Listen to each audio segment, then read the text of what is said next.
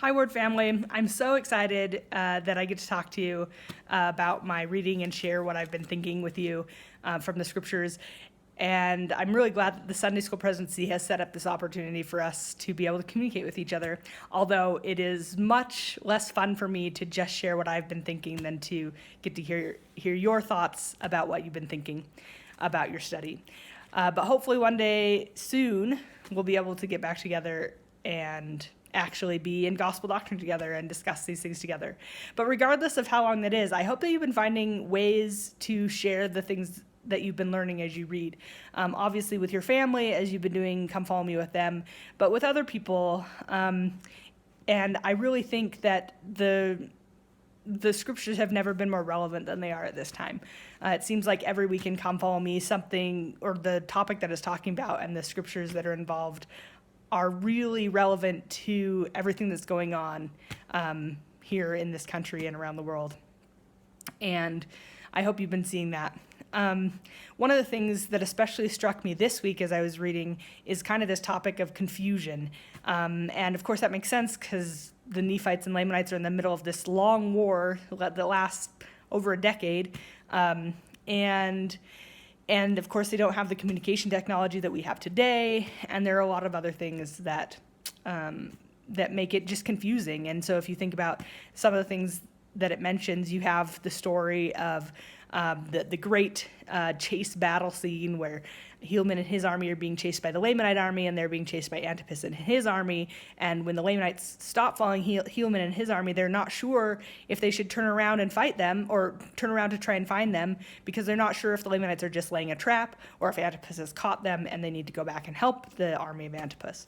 So there's that. And then you also have things like Helaman talks about the fact that they aren't receiving supplies and they don't know why.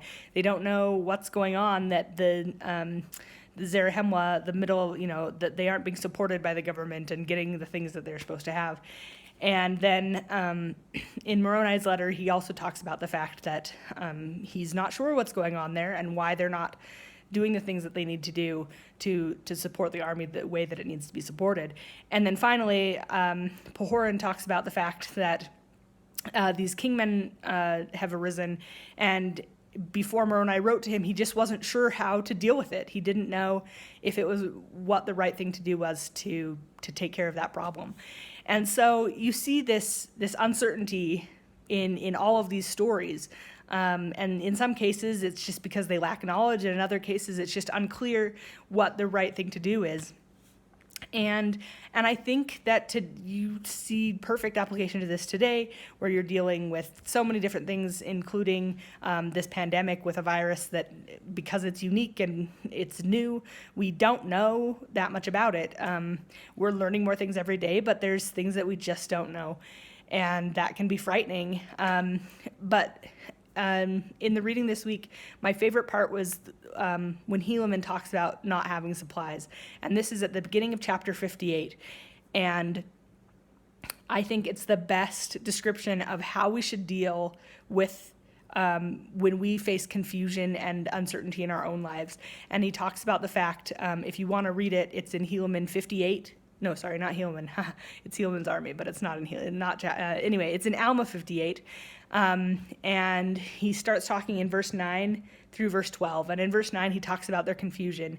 And then their reaction after that is to pray to the Lord.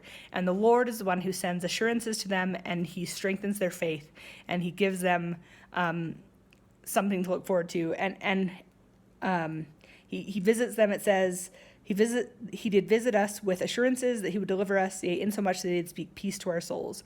And then Helaman talks about taking courage. And I know that is true, that it's the Lord that sends us peace and assurances, and I know that the Lord delivers. That is one of the greatest things that scriptures are about. And I hope that as you've been reading, that you've felt that peace from the Lord. And I can't wait to be able to see you all in Sunday school again one day. Thanks. Bye.